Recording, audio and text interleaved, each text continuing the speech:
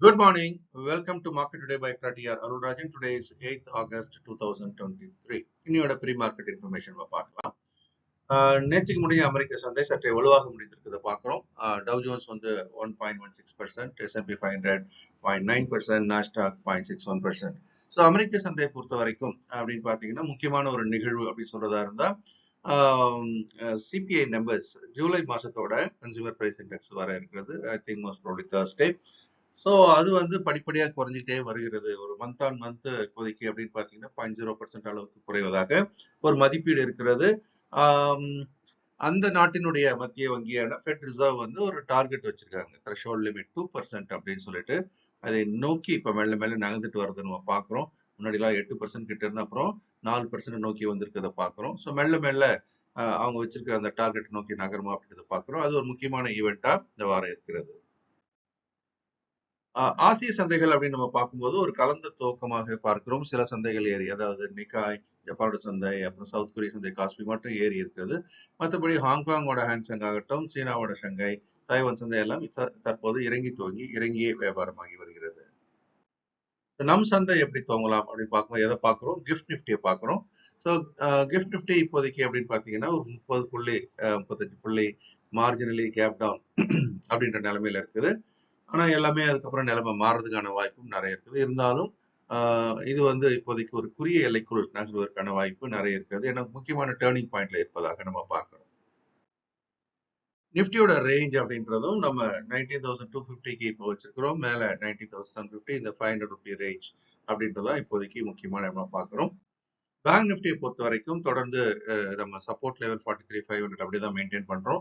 Resistance level மட்டும் கொஞ்சம் இறக்கி போட்டிருந்தோம் இல்லையா, முன்னாடி 47 இருந்து இப்போ 45,800 போட்டிருக்கோம். ஸோ இந்த மேல் எல்லைக்கு அருகாமை தற்போது வியாபாரமாவதாக எடுத்துக்கொள்ளலாம்.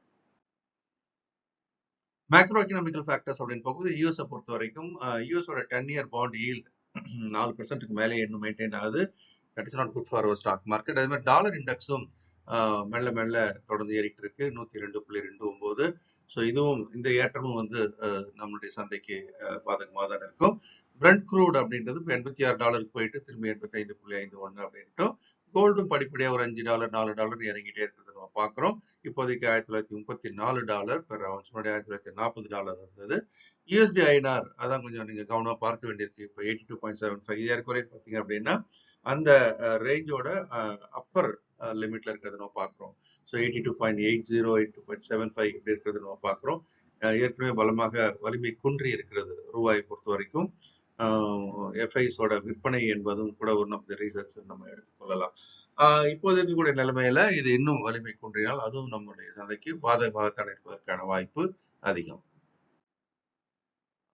மைக்ரோ எக்கனாமிக்கல் ஃபேக்டர்ஸ்ல தொடர்ந்து Q1 ரிசல்ட்ஸ் வந்துட்டே இருக்கு. ஆல்மோஸ்ட் இன்னும் ஒரு வாரத்துல முக்கால்வாசி ரிசல்ட் வந்து முடிந்து விடும். காட்ரேஜ் கன்சியூமர்ஸ் ஆக்சுவலி பார்த்தீங்கன்னா அவங்க ப்ராஃபிட் கம்மியா இருக்கு. இருந்தாலும் மார்க்கெட்ல மற்ற ஃபேக்டர்ஸ் அப்படின்றது கணக்கில் எடுத்து பார்க்கும்போது பரவாயில்ல அப்படின்னு தான் இருக்கு. நான் ஒரு தம்ஸ் டவுன் தான் போட்டிருக்கேன், பிகாஸ் ரிசல்ட்ஸ் இஸ் அந்த நெகட்டிவ் சைட்.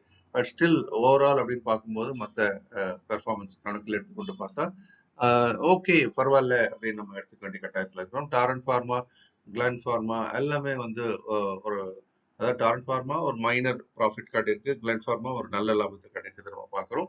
ஸோ இண்டிகோ பெயிண்ட்டும் ஓரளவுக்கு நல்ல லாபத்தை காட்டியிருக்கிறது. இதெல்லாம் வந்து நேற்றுக்கு வந்த ரிசல்ட்ஸ் அப்படின்னு நம்ம பார்க்குறோம்.